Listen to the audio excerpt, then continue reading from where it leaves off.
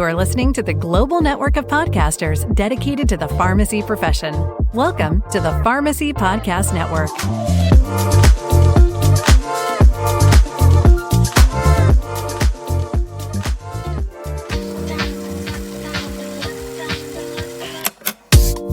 Welcome back to the Pharmacy Podcast Network's coverage of the NASP 2024. We're thrilled to be back interviewing specialty pharmacy leaders with our special 4-part series covering the annual meeting and expo held in Nashville from October 6th through the 9th. As the official press and media partner for NASP, we're here to bring you the latest insights and highlights from this important gathering. This year, industry thought leaders and healthcare veterans from across the nation united to discuss the future of specialty pharmacy and the evolving patient journey. We'd like to thank our sponsor, JB Consulting, for supporting the PPN's coverage of the NASP 2024. Here's our final part of the 4-part series. Shaun Jensen here at the NASP 2024. So good to see you. Yeah, so good to see you, Todd. All right, you're returning and you've been part of NASP for a while. I kind of want to just, before we get into the tech, because I love talking technology with you, talk to us about the association and the need for this, and the need where specialty keeps accelerating, keeps changing. Yeah, I mean, this is the only association, dedicated to the pharmacies. There's just been such an energy this year, too. I don't know, is it because we're in Nashville? I'm not sure, what's so special here, but, Sheila and her team just done such a great job as always, and this is probably the best conference yet so far for them. Some of the sessions that you've shouted out that you're really looking forward to diving deeper into do tie back to technology, no surprise. JB Consulting. Talk to us about those ones that you're most interested in. There's been a lot about AI, as everyone's always talking about.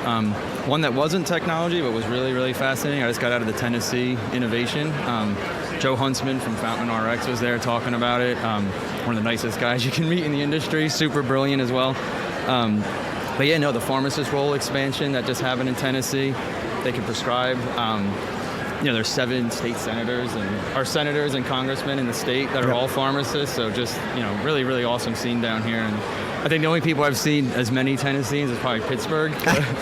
Last night at the Steelers game at the bar, I mean, there was pretty much, you couldn't go anywhere without bumping into a Steelers fan or someone from Pittsburgh. Yeah. No surprise, specialty pharmacy. There's a lot of great technology tracks, and the cell gene therapy track that they did yesterday. I don't know if you caught any of that, but really good idea to break that out into its own track. That's just been so much interest, and everyone's been asking about that for so long. So I've actually been enjoying a lot of the non-technical stuff this week, as always. But there's been a lot of great content outside of the technology too. The AI point, it still needs to be demystified from a lot of people. When they say that, they're not quite sure where the context is. I understand it because I'm hanging out in it. I mean, we see that there's now prompted texts that are now going to patients and follow up for certain therapies, taking the data that is being speech grabbed, the transcripts being put into the notes, and then of course it's reading it and it's contextualizing where some of the responses come back. What is some of the things? I can't help it, since you're standing here in the NASP's booth, I got to ask you at least one tech thing, but talk to me about more application of using AI in specialty pharmacy specifically. Yes, we were talking about this yesterday. We had the crossover panel with the technology committee and the law committee, and we had a couple of us were talking about, pushing AI forward, adopting it in the specialty side, and we had the attorneys kind of pushing back and telling us why, the regulations and what some of the concerns would be. But I think, a big misconception people are having is confusing automation with AI.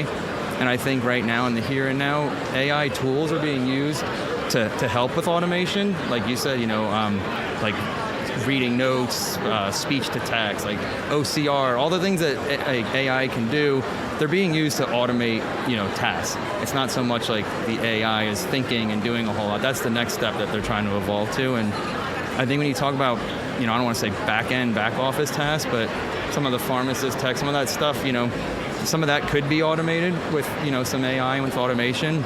Once you get into the clinical side, obviously, that's where there's a lot more sensitivity, and that's what remains to be seen, what's going to happen there.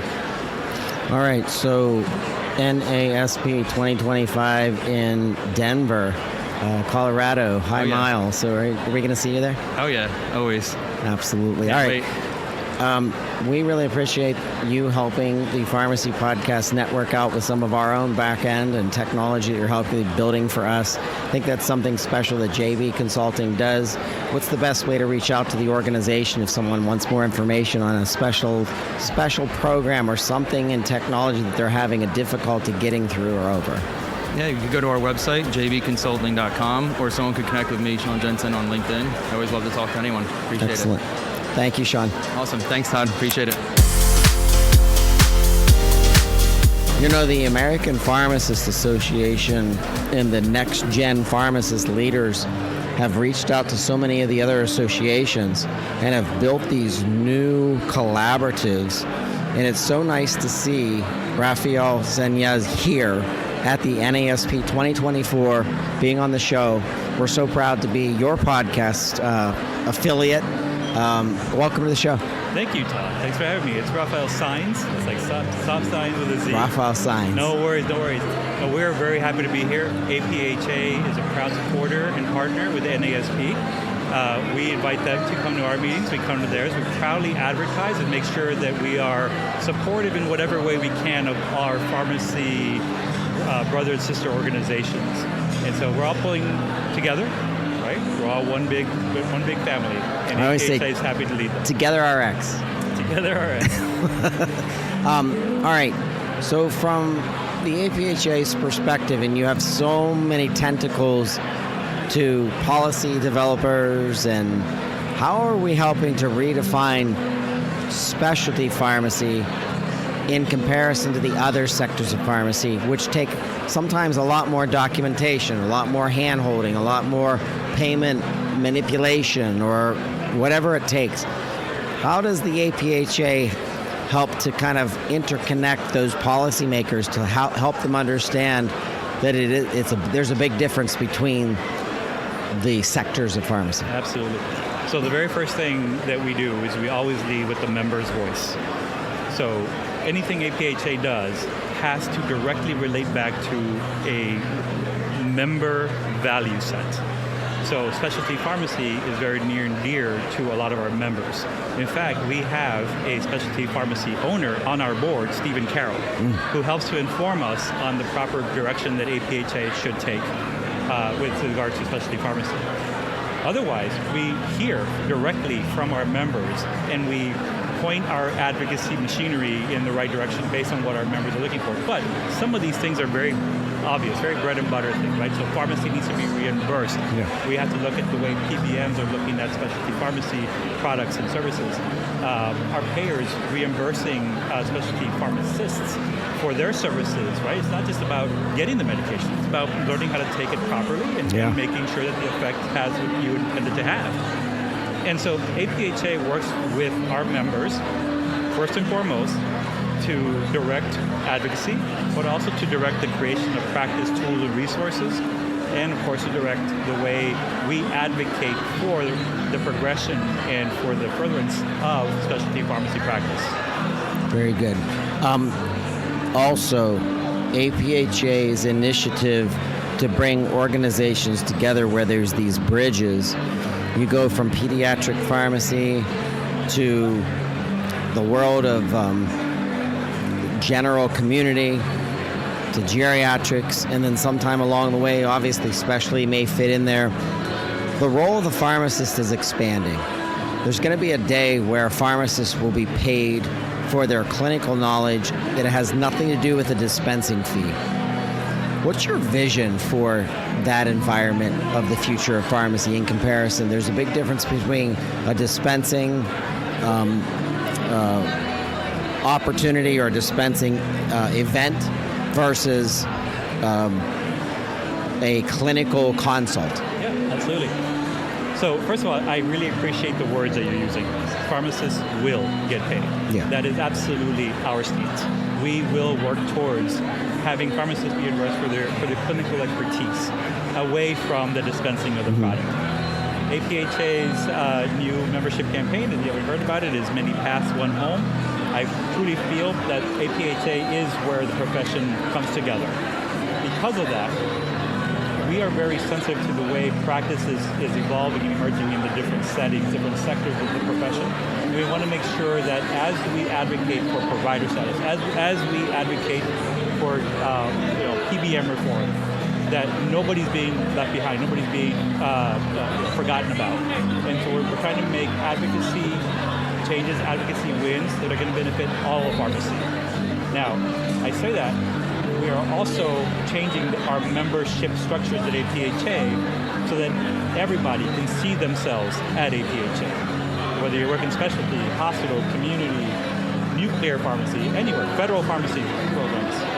We want you at APhA. We want to hear, and we want to hear from you as to how our advocacy machinery should be affected.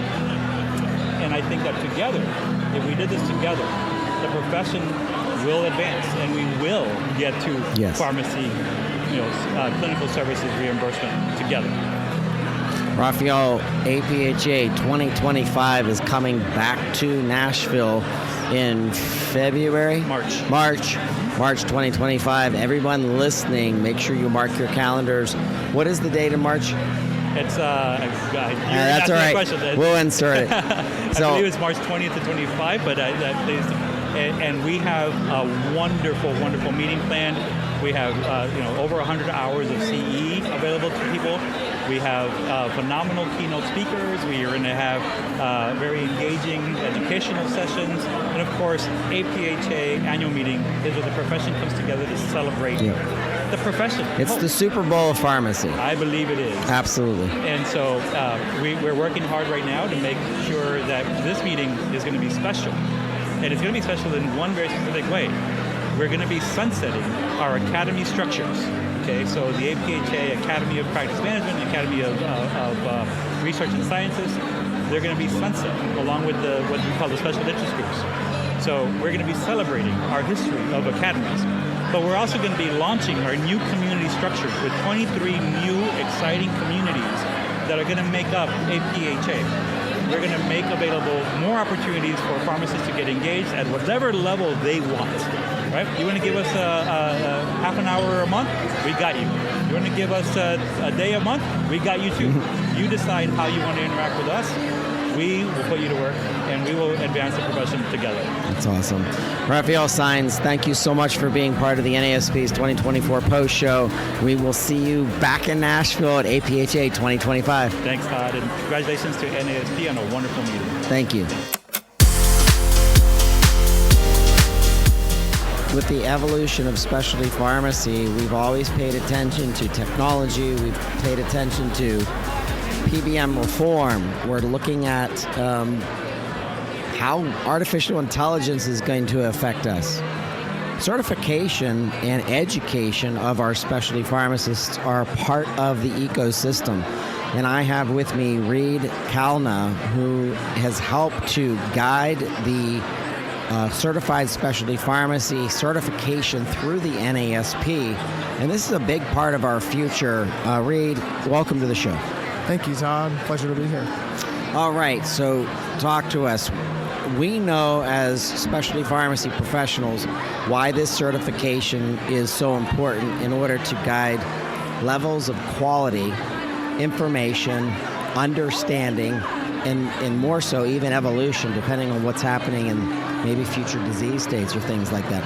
But talk to us about the CSP and why it's so important to our profession. And I think that's an excellent question. You mentioned in your intro statement a message around preparation and confidence. That's exactly what the Certified Specialty Pharmacy credential provides.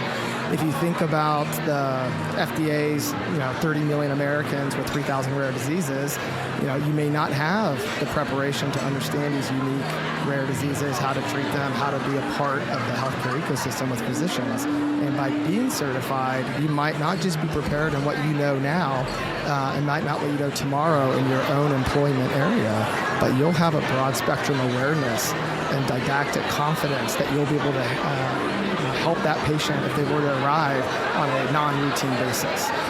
So preparation, confidence, and patient-centered care is what the CSP can provide.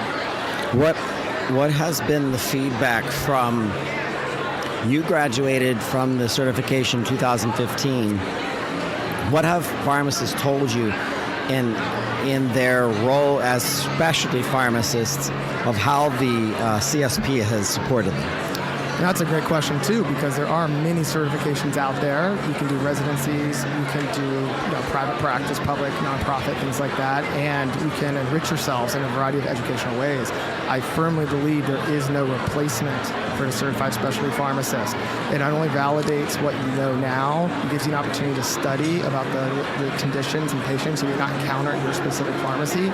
So you're very well-rounded. You get tested on that, and you can bring that to the marketplace to help patients, providers, payers. And what happens? It's patient-centric care, it's patient-focused, patient outcomes, improved quality of life. So I think when I joined, I had kind of awareness of the CSP, and I got certified, I was number 151. And we know there's more specialty pharmacists out there. And we just crossed 1,800 this past year. That's great. And there's more people to help. There's more systems to work with in terms of healthcare providers, payers, manufacturers, and industry.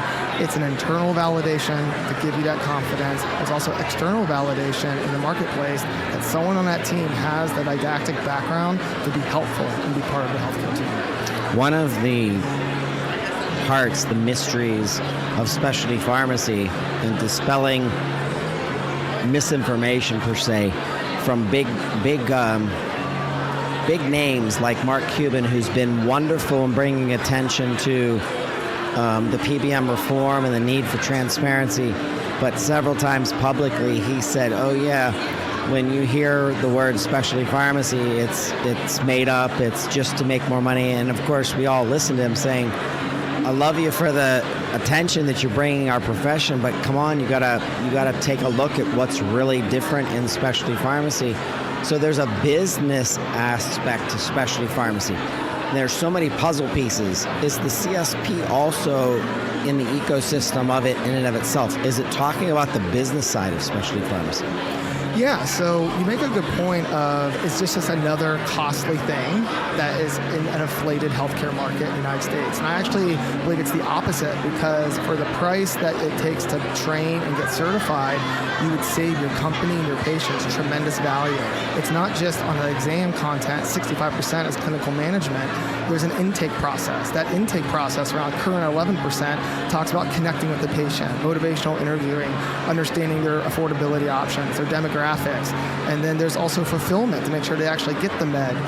We just came from a presentation from Doug an hour ago that 31% of prescriptions aren't even filled 6 months later, even though the patient took the time to share honestly their condition with a prescriber, diagnosis was identified, a treatment was agreed upon, and it still wasn't filled. So the CSP covers everything. It covers that intake process to be a trusted resource for the patient, short and long term, the clinical management in terms of keeping the medication tolerated with the patient or switching to one that will work and meet the medical diagnostic, as well as patient comfort, fulfillment, but also the follow-up. So I do think the CSP touches on a variety of things, and if you do it right the first time, then you're not wasting going from Med A to B to C when you knew Med D was the right one all along. Yep. Thank you so much, Dr. Reed Kalna, for being part of the NASP's podcast ReCap. And we'd like to learn more about the Certified Specialty Pharmacy program and track. We're going to send all of our listeners to the NASP's website. We will have a show link in the show notes for you to click to go right to the section that NASP supports. Reed, thank you. Todd, I thank you for the awareness and the opportunity, and I'm welcome to come back anytime. We are here with returning guests, Dr. Russell Robbins with Purple Lab. It is so great to be back at NASP and seeing you here, Russell. How are you? I'm doing great, Todd, and it's always great to see you here. And this has been such a fantastic conference already, and it's only day one. Absolutely. All right. Diane Faraone, you are part of the Purple Lab team. Tell our listeners what you do at Purple Lab. Hi, Chad. It's great to see you again. And this is an awesome conference. At Purple Lab, I'm a Senior Director of Clinical Pharmacy Analytics, and I work to support across the organization, sales, marketing, solutions engineering, and product development to make sure that we are constantly looking across the data landscape for trending in pharmacy and healthcare. All right, so what Purple Lab has done in the past has been able to bring us how data is being leveraged in specific instances, disease state management. You did a wonderful episode on obesity.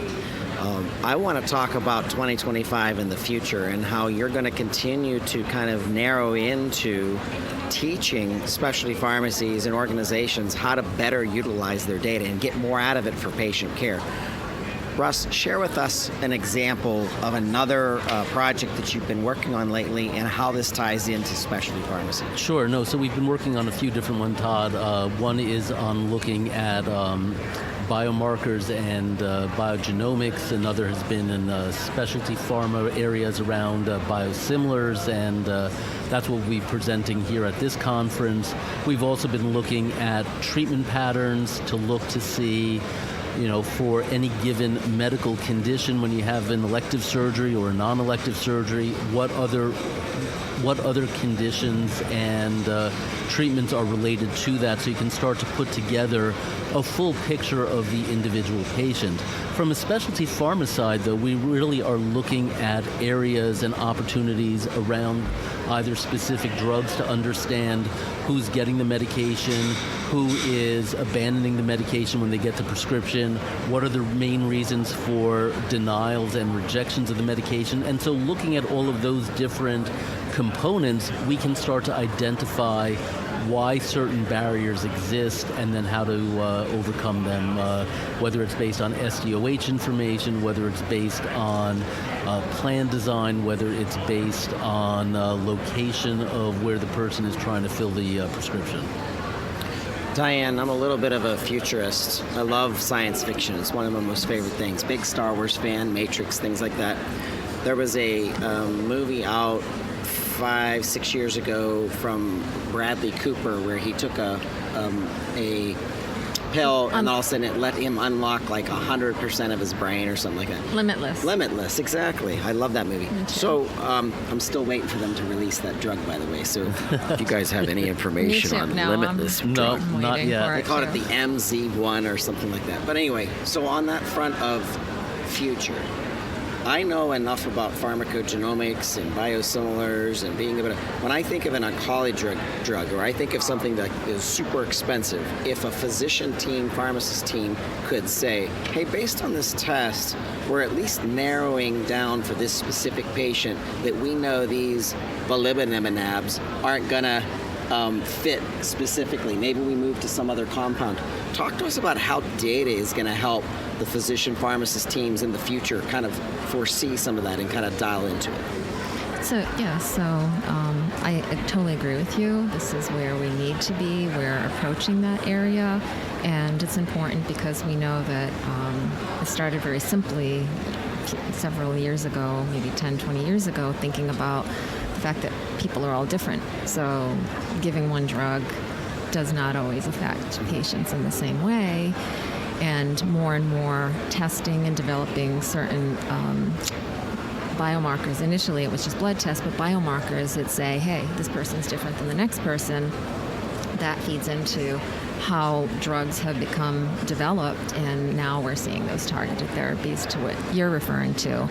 So what data does is that similar to what we do at Purple Lab, like looking across the whole landscape and bringing that disparate data together, whether it's medical, the drug, and then what happens with lab testing, molecular biomarker testing is what they call it, so that you key in on those differences across people, and it's really just kind of fitting, the round peg into the round hole versus what could be, the round peg into the square hole. And this is very important because you need to have visibility, and it also needs to be connected. So you need to know that Todd is having a medical test. He's going to his office. He's getting the testing done. That testing is going to determine what does his kind of molecular biology look like so that the right drug is selected for, potentially preventing side effects and toxicities, but also improving your response, which improves the outcome. Improving the outcome improves your quality of life and reduces costs. And data is key in that, because if you do not have the visibility across all of those kind of service areas, then you're not able to really tailor what you're doing to individual people. Excellent.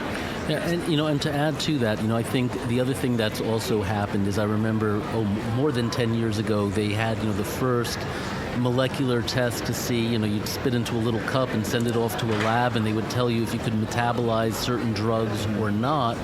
But quite often, by the time you got the results back, you already knew if you failed a treatment because it would take so long. So I think one of the things that we're seeing now is because of the precision medicine, and the timeliness of some of these things, we can get the answers faster, so that way the patients are getting the care in a much more timely manner.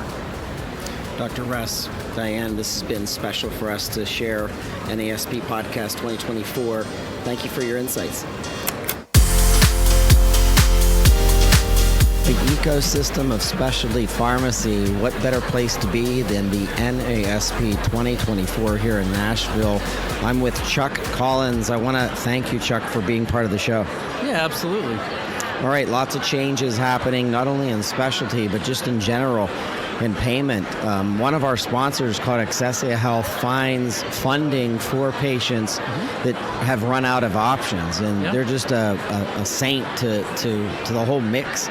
You have some information to share with our listeners based on moving pieces that are taking place right now. Something's going to be changing in January 2025. Can you give our listeners an update to the Reduction Act, the Inflation Reduction Act? Yeah, absolutely. The IRA, or the Inflation Reduction Act, it was actually passed in August of 2022, and now we're starting to see all the implementation of that. And actually what's going to happen in January 1st of 2025 is two things, and they're actually major events. One is the Medicare Part D benefit redesign. So we're going from a benefit design that's got 4 stages in it right now that are actually going to go down to 3. And for the Medicare beneficiary, they only have 2 phases, which is going to be an initial deductible phase if they have one, and an initial coverage phase. And the key thing, Todd, what happens here is that it's for the very first time, Medicare Part D beneficiaries are going to be capped at $2,000. So the very patient financial assistance you were just talking about from Accessia Health is actually going to only have to be $2,000 per beneficiary, because they now have a cap for the very first time. So that's huge when you think about the benefit design. If I take a drug that's $13,000 a month, in 2023, that beneficiary would have paid out of pocket $10,135, right? And in 2024, the year we're in now, the catastrophic phase has been eliminated. And by doing that, the most that a beneficiary would pay is around $3,150 to $3,250, in that range. Now as we go into 2025, it's only going to be $2,000. Wow. So that's great news, right? For the very first time, we've capped this for them. Now, $2,000 is a lot of money, right? And especially if you are retired on a fixed income. So the other part of the Inflation Reduction Act that takes place is this new payment option. It's called the Medicare Prescription Payment Plan, or MPPP. And what it does, you'll hear the term called smoothing. You're able to, let's say this happens in January, on that $13,000 a month example. In January, you would hit, or you would owe $2,000 in January. And you may say, I don't have that.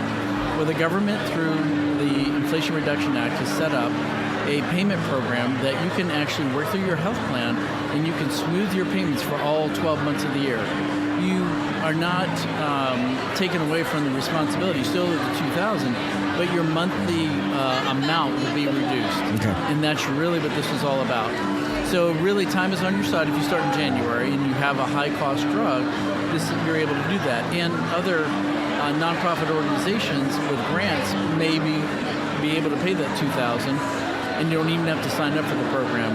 But the Medicare Prescription Payment Program is completely voluntary. As a matter of fact, next week, when we get into open enrollment, as open enrollment starts, they're also going to have that option to sign up for this new payment plan so that they don't miss anything starting in January or get stuck with a $2,000 bill. They'll be able to smooth it over time. And you can opt in anytime. You can opt out anytime you want. It's completely voluntary. Instead of paying anything at the point of service at the specialty pharmacy or at a retail pharmacy, the bill will come from your health plan. Okay. So the health plan takes on that onus, and they actually have to calculate the numbers and give you a bill a month later, like here's what you owe. And so it's a great program that's sitting out there to help people that may not have $2,000 or even $500, right, for wherever they need to go. And so I think it's going to be interesting as it takes place. There's a lot going on. And the government also set up through CMS that a health plan has to notify pharmacies, specialty pharmacies, that this person may be eligible for this program. And they're using a marker, if you will, of $600. So if you have a prescription that's $600 or more a month, this person might likely, that's the term they're using, might likely be able to benefit from this program. Okay. If it's less than that, they may not likely be able to benefit from the program. So it really is just another way to help, lower the cost on a monthly basis so that seniors, those over 65 and Medicare are able to afford the medicine. That's excellent. Excellent. I appreciate this information. Chuck Collins, we're here at the NASP Podcast 2024 coverage. We're excited that you're bringing us this kind of intelligence. If there's someone listening and wants to kind of reach out to you and engage, ask more questions, what's the best way to reach you? Sure. My website, or I should say my email, is chuck.collins at thehssgroup.com. thehssgroup.com. Right. Very good. Chuck, thank you so much.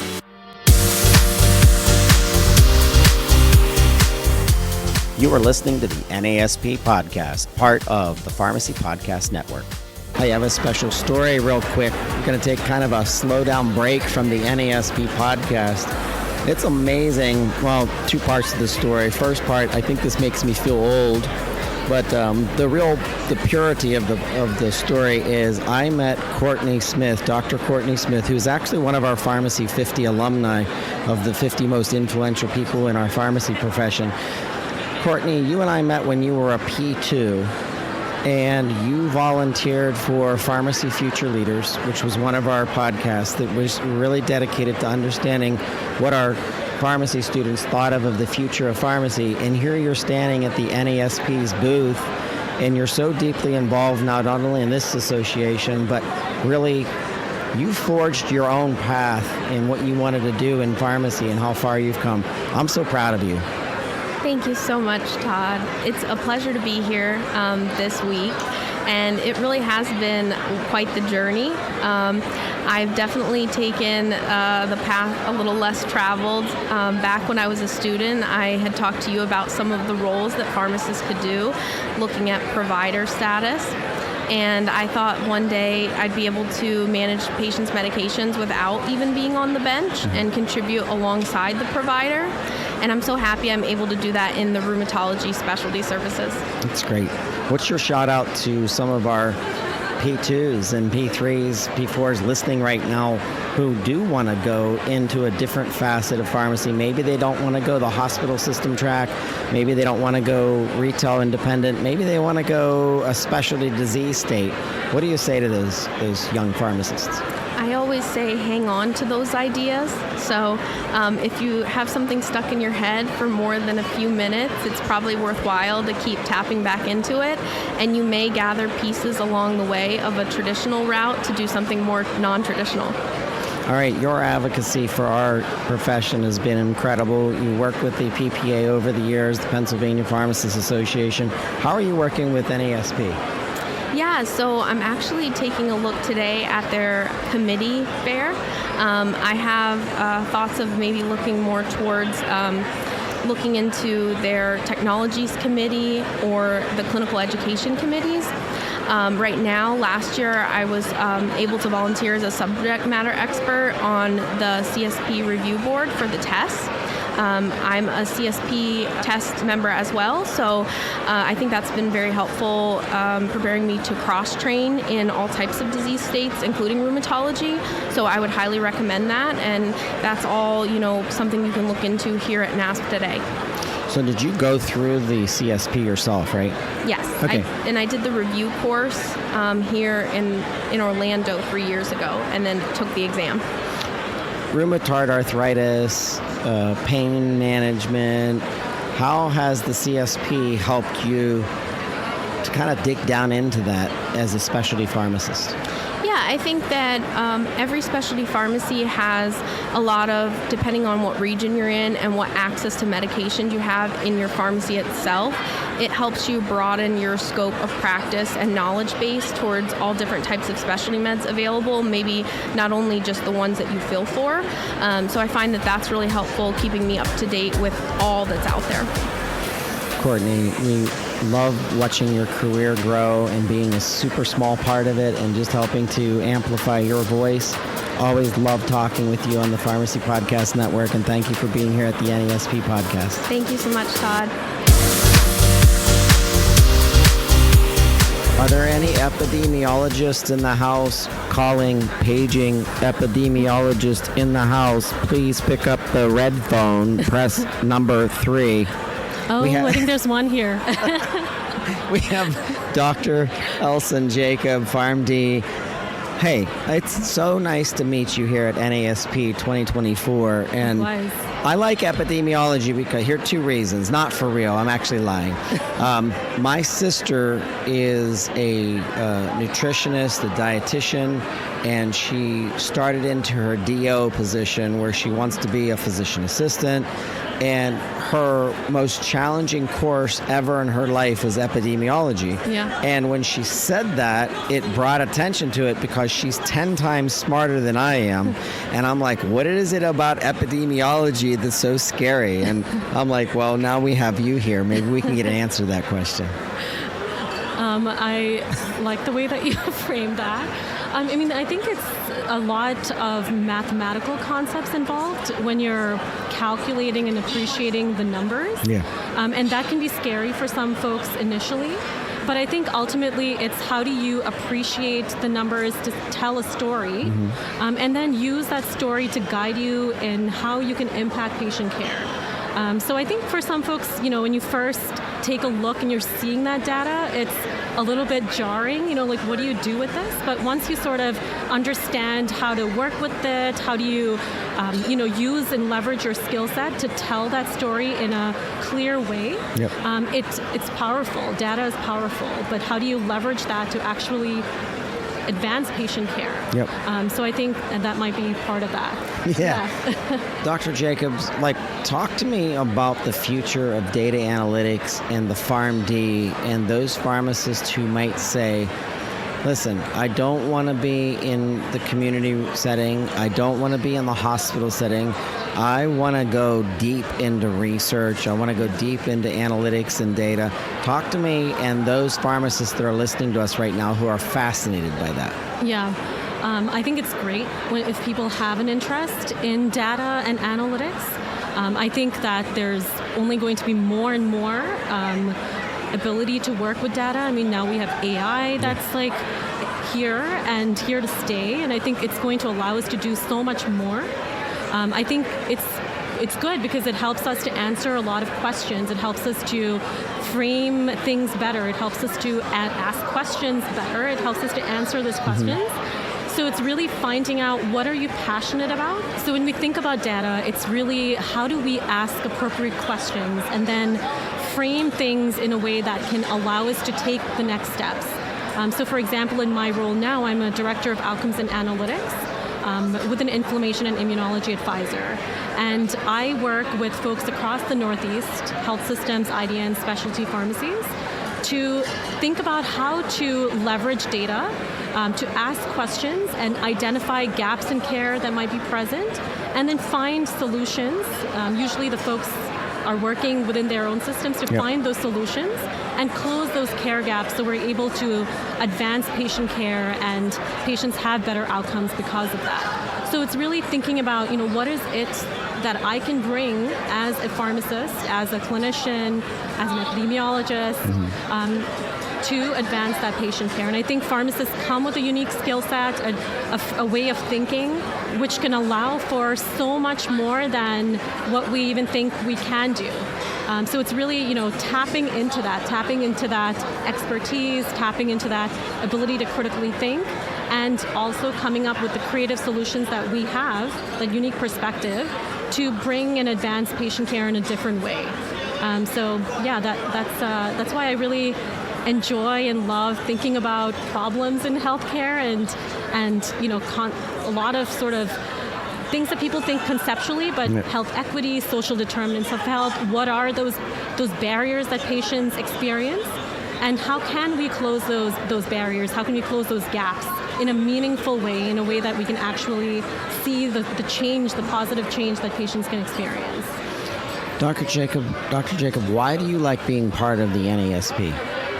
The NASP, I think, is an opportunity to meet folks who have that patient-centric mindset.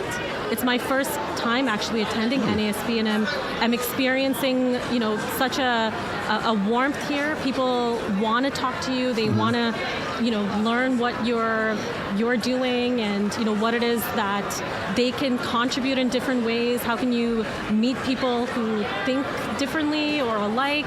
So I think it's really a great conference, I think, for folks who think within specialty pharmacy or in any way related. And I've had a really wonderful time here just meeting folks and connecting. We appreciate you being part of the NASP post-show. We want to stay in touch with you for LinkedIn. If someone wants to reach out to you because they're curious about how to work with you and Pfizer, what's the best way to reach out to you? So email. So my email is elsen, elsen.jacob, jacob @pfizer.com. And I'm also on LinkedIn. So you can just look me up, Elsen Jacob. And those are good ways to reach out. Excellent. Yeah. Thank you for being part of the show. Thank you.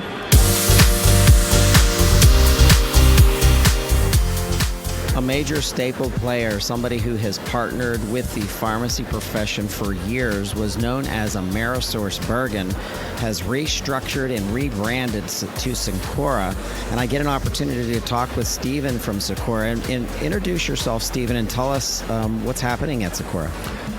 Yeah, hi everyone. Stephen Garceau from SencOra, Senior Director of Payer Strategy. With SencOra, at the core, we are a pharmacy distributor, but we have a suite of solutions that we use to help our customers navigate the space, service anything that they're needing help with, and we're much more now than just a distributor. So the solution that I work for is the Accelerate Specialty PSAO. And our goal is to help these specialty pharmacies that are in our network gain access to specialty networks within payers that maybe they wouldn't have access to on their own. So we're talking about health system pharmacies, we're talking about long-term care, specialty, community. What other sector of pharmacy is SencOra in?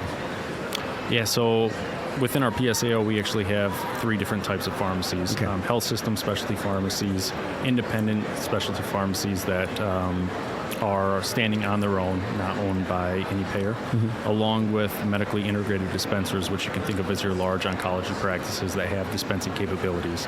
All of the pharmacies in our network are accredited specialty pharmacies, so it's a big plus for payers when we're negotiating with them. And on top of that, we really try to help these specialty pharmacies gain access because, they do provide a very high level of care that members may not be receiving elsewhere. So that's the value that we bring when we're talking to payers is, listen, our member satisfaction scores are through the roof. We can help with that cost savings value for the payers. And they get access to over 130 specialty pharmacies by doing one contract with us. That's great.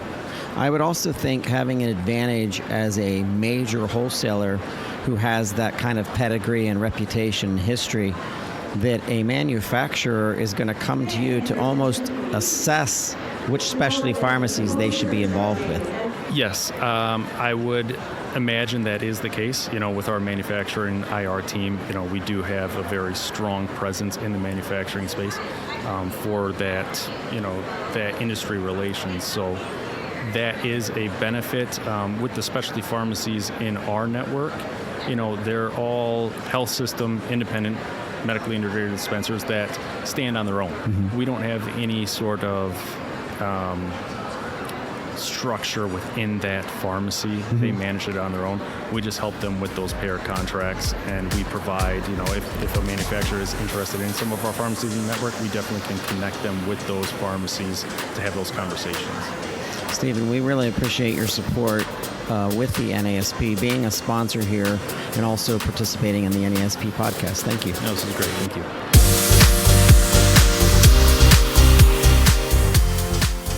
Hey, and we are here with Andrew Babb with Biotech Remedies. Andrew, welcome to the show. Thanks for having me today. I appreciate it. All right, so when I think of specialty pharmacy, how complicated that it can be, number one, to get in. Number two, to document the correct things that manufacturers are asking for, whether that's REMS reporting or data or follow-up. That's great, and I'm a technologist. I love thinking of the workflow and the technology. One aspect is the patient themselves of how do we make pivots and adjustments to making specialty pharmacy better. Something that you guys are doing and you're championing is digging down into that data to tell us how do our patients feel about the types of services that they're getting from specialty pharmacy. Share with us what you guys have been working on. Absolutely. So, the patients are going to tell you everything that you ever need to know, right? And they're the most important thing to us at Biotech, and the most important thing to us in specialty pharmacy at large. They're our customers. We are in service of them. So we need to know if what we're doing is making them happy. Is it making their lives better? Is it improving the outcomes that they're looking towards? And gathering that information is critical. So as a member of NASP, we refine the way that we collect patient satisfaction data, thanks to the Sullivan Llewellyn Company that provides this satisfaction surveys. Changed it from a manual process to an automated process, receiving so much more feedback than we ever did. The response rate is tremendous comparative to most survey companies, giving us a massive amount of data to look at. All the satisfaction data, what are our weak spots, what can we improve upon? And we've been utilizing that now for the last couple of years. Myself and my other clinical team, we pour over that data every time it comes in every quarter. We're looking at success stories, we're looking at challenges, we're looking at ways we can improve our processes, and just honing in on those things and having a better, line of sight to them at all times. So when I'm listening to you, I'm thinking of things like data that will tell us how fast does it take to get the prescription filled after the physician prescribes. I think of things like how fast is the prescription getting to the patient, especially if it's traveling through a mail system of some sort or delivery system. What stands out? Which one of the factors really jumped out at you from a data perspective that you'd like to talk about from Biotech's perspective? I think the biggest thing that it told us, which I guess wasn't a surprise, but it was comforting to see in the data, was how much communication alone can change the entire outcome for a patient. Just the ability to effectively communicate. We're throwing a lot of information at new people, right? They're dealing with they're dealing with a new disease, a new concept that they're now going to have to live with for the rest of their lives. Yeah. And it's scary, and they're getting hit with a lot of information. The physician's hitting them with a lot of stuff. The pharmacy's hitting them with a lot of stuff. It's clinical, it's financial. They are just having to absorb so much information. And your ability to just communicate with that with them in an effective way, walk them through each step of the process, make sure that they understand what's happening and what we can do to improve upon that and shepherd them through this process. That alone will change the entire dynamic of how they feel at the back end. Will the outcome always be the same? No, but at least the process is the same. Yeah. And you can always marry yourself to that process, and at the end of the day, that will help everybody have a deeper understanding of what's going on, where we're going, and how we can improve just by communicating, and that was eye-opening to see. Andrew, thank you so much for being part of the NASP's podcast coverage of the 2024 event. Are we going to see you in Denver next year? I would love to go to Denver. This is my second year. Went to Dallas last year. It was a great time. Sheila and her crew are doing an amazing job. Every year it's getting bigger and better and more exciting, so I would love to be in Denver. What an amazing time we had, Sheila. This has been so special. This is our 4th time that we've partnered with you as your press and media partner. I'm proud of what you've built, what you and the team have brought together. Thanks so much, Todd. Yes, this year the response to the meeting was incredible. Totally, everything was record-breaking, right? A record-breaking number of exhibitors and sponsors, posters on display, attendees, over 1,900 registered attendees, and the participation from our members, the committees and the workshops and all of the educational sessions, people that volunteered to peer review an educational session or judge a poster. I mean, it's just been incredible that everybody is so willing to come together to make this show possible. I've heard from so many people who are excited about different components of what's coming out of NASP. Something that is special is the certification and how that's grown.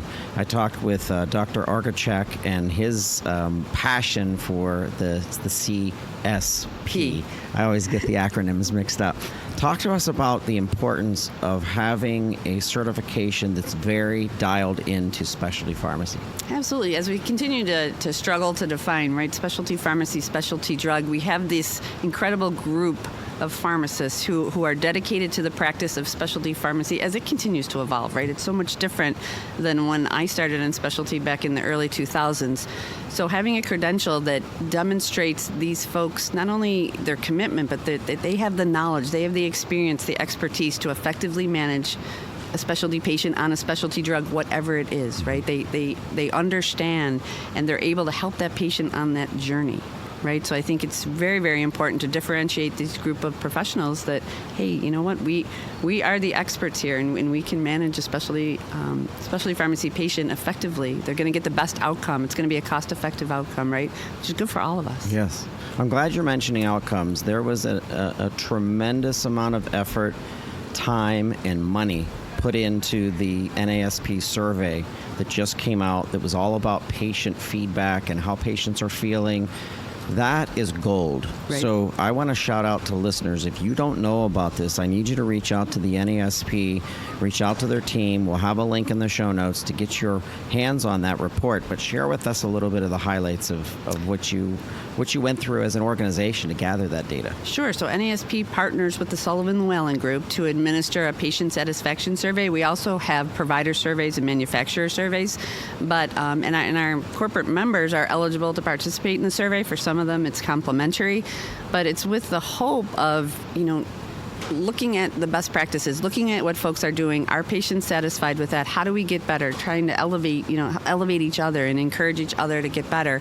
And then publishing that information and, shout outs to people who are doing things that are innovative and unique and enhancing, again, that journey. These patients are dealing with so much, right? Specialty patients. Oftentimes it's the first time for some of these people to be diagnosed. You get a cancer diagnosis. Oh my God, what do I do? Yep. Right? And in comes specialty pharmacy. And so they're so focused not only on the clinicals, right? And on, making sure that patients get the medication on time and they're compliant and adherent, but everything else around that, right? The financials, what else is going on with this patient, that we need to help to address. And so satisfaction is so important, and that patient feedback is so important. That helps us to get better. Never had an opportunity to explore Nashville. This is the first time I was able to go downtown twice. The Nash Bash was just incredible. You really picked a very special venue and an atmosphere. There has been so much collaboration and positivity at this. I think this is the best NASP ever. Oh my gosh, well thank you. Yeah, the Nash Bash I thought was a whole bunch of fun, right? I was telling people 4 floors of fun, because just like our membership is so diverse, right, and specialty continues to evolve, it's so diverse. So we had 4, different floors, and activities on different floors, and it just was so great to have people come together in a more social setting, right? We're still talking business, right? Yep. And they're still making connections, but it's nice for them to kind of unwind at the end of the conference and just have some fun. And to your point, experience all that Nashville has to offer. This is an incredible town, and we've been so great to kind of take it over for a little bit of time. Yes. All right. NASP 2025. I'm already excited about it. Mile high. We're going to Denver. Give us a little bit of a shout out in getting everybody excited for that. Absolutely. So we are going to try to we've raised the bar, I think, this year. We're going to try to continue to do that. In 2 weeks, I head out to Denver to start planning. Some folks had come up to me and said, hey, I'm from Denver, so they gave me some ideas about some things to consider. I'm always looking for that feedback. But again, we want to make sure that when people visit a new city, that where our members live and they practice and their patients live, that they learn a little bit about where they are, right? Not only, we'll continue with the clinical education and the posters and the keynote speakers, everything that people have loved and they come to expect from us, a little bit, some kind of party, right? Yeah.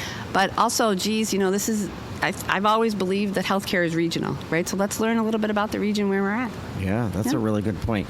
I want to shout out to your team. You have built the NASP into something extremely special, very powerful. We need this. We need direction. We need collaboration. I want to shout out to people listening. If you're not involved with the NASP and you're in specialty, get involved, because it's not just you, Sheila. It's not just you and the team. Right. It's your board. It's our vendors. It's our specialists. It's people that understand technology and how to leverage that. It's a community, and you've really built a very strong community. Oh my gosh, I love that. And it's our member volunteers, right? I have I think it's a tenth of our membership who volunteers in some capacity on a committee. They help to put this meeting together. The educational agenda, the workshops, right? All of the things that we're doing, they provide ideas and feedback. They serve as room bosses. It's all of this. We couldn't do it. I have an amazing team, 6 other people, but it's 6 people, right? And it's incredible that these folks, they're busy, right? They're busy with their professional practice or whatever part they play in this management of a specialty patient. They have personal lives, right? They have things going on, and they still devote so much time and energy to NASP, right? So selflessly. Yep, raise their hand all the time, and so I love that. What I also love is that you've built an environment inside specialty which can become very complex, and you've brought in other associations like the American Pharmacists Association who participated here. When you have those strong leadership groups coming together, it makes noticeable changes. So I notice that, and I value that. Absolutely, right? We're all here because of the patients that we serve, right? We want to make healthcare better. I want to make healthcare better. I've been a patient more times than I'd like to have been, right? And you see where it's broken, but you also see where it works, right? And so trying to foster that, trying to bring these folks together so that they can continue the discussions and the dialogue and make things better, like that's what I'm about. Absolutely. All right. Sheila, thank you for letting us be part of this. We're so excited to have been here, and we will see you in Denver. Awesome. Thank you so much, Todd, for your partnership. People look forward to this now, right? Even, when I put a call out, hey, would you like to be, on the episode of the, our special episode from the annual meeting? Absolutely, right? And I see people flock over here, and you're embedded in our booth, and we really appreciate you carving out the time to be with us. Absolutely. We'll be here. We'll continue to be here. All right. We'll see you guys in Denver. Awesome. Thank you.